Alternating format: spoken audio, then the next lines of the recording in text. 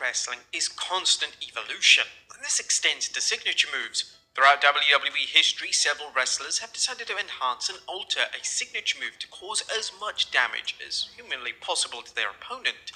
Whether it's using a chair or simply using the ring to their advantage, these modifications stand out and will no doubt stand the test of time. Join us now as WrestleMania looks at 10 ways WWE wrestlers creatively altered a signature move. Be sure to subscribe and hit that notification bell for daily wrestling videos and follow us on Facebook for exclusive lists. Also check out WrestleMania.co.uk and an On Wrestling channel. Incredible!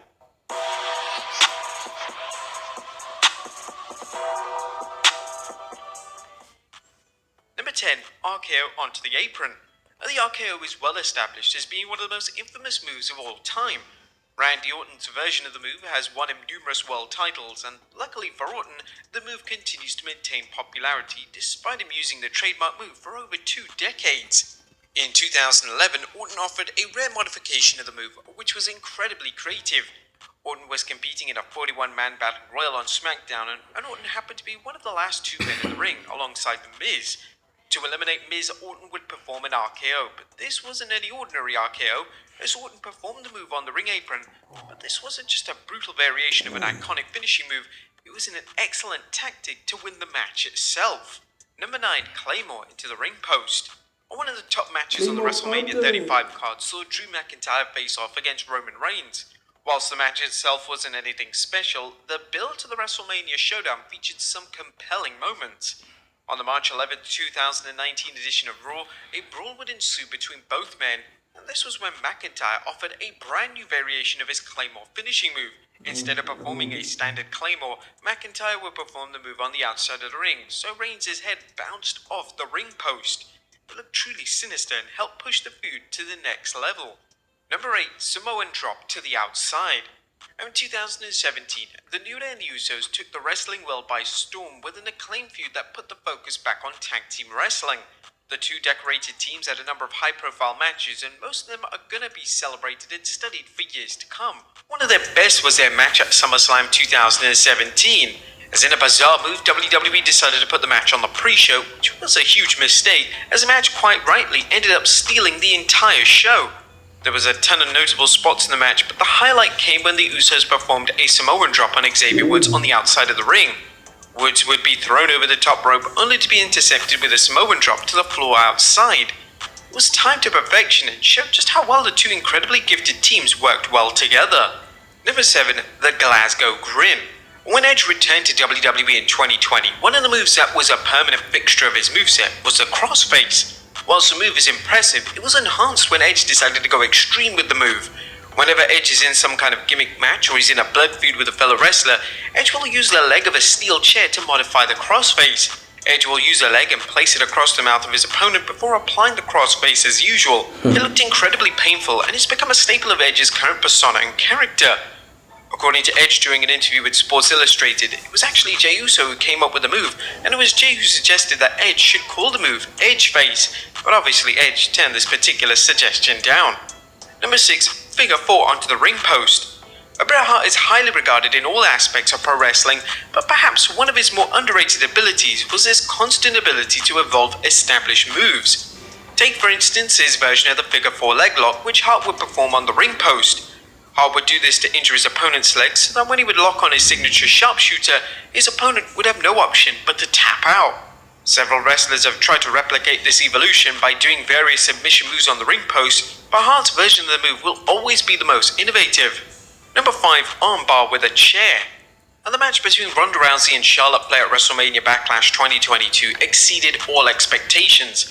Heading into the match, there was a distinct lack of buzz surrounding another showdown between the 2 women, but this was mainly because their prior encounter at WrestleMania 38 had failed to garner any fan interest, and the match was passable at best. However, their I Quit rematch was booked to perfection. The finish of the match came when Rousey wrapped a chair around Flair's arm, then proceeded to perform her signature armbar. This made Flair quit, but also in kayfabe broke Flair's arm. This was a genius match finish, which fans were quick to applaud.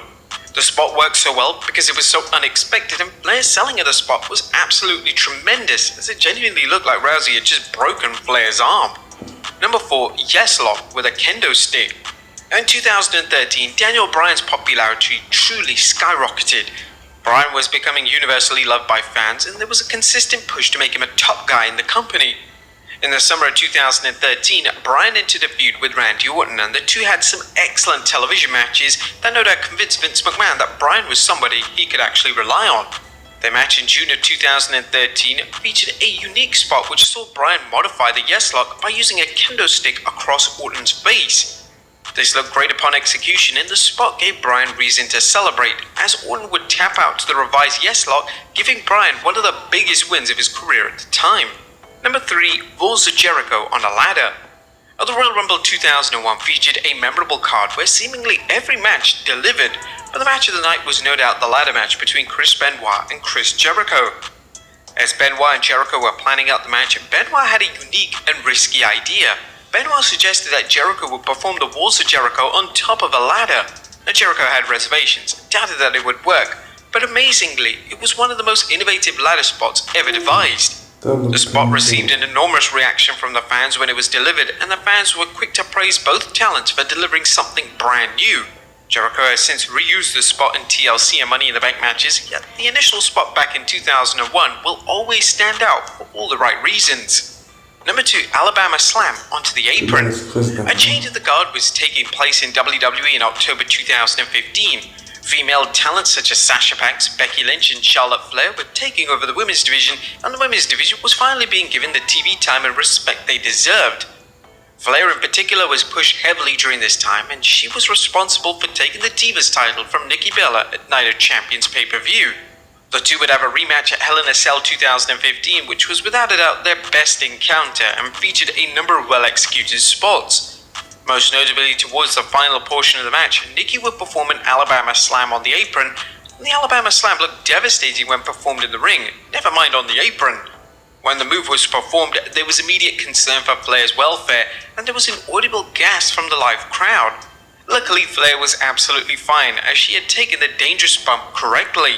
And number 1, curb stomp onto a cinder block. When the Shield disbanded in 2014, Roman Reigns was quickly pushed to the main event scene, whilst Dean Ambrose and Seth Rollins entered into a 1v1 feud. This feud wasn't just the best feud of 2014, it showed that WWE that it wasn't just Reigns that was a serious main event player in the company. The matches between Ambrose and Rollins were excellent, and WWE management quickly realized that the two were absolute stars. This would be seen when the duo would main event the Hell in a Cell pay-per-view over Randy Orton and John Cena in a move which surprised yet delighted fans. One of the most iconic spots during their feud took place when Rollins performed a curb stomp onto Ambrose, who went headfirst into the cinder blocks. The spot was delivered perfectly, as the moment Ambrose's head made contact with the blocks, they disintegrated. This was combined with the perfect selling from Ambrose, as well as Rollins, who portrayed a sense of disbelief that he had gone through with the extreme spot. But there you have it, folks, 10 ways WWE wrestlers creatively altered a signature move. Be sure to leave your comments down below. I'll see you next time with some more wrestling content. That's a good video by Wrestling. Make sure to like, share, and subscribe. See ya! Peace! I'm out.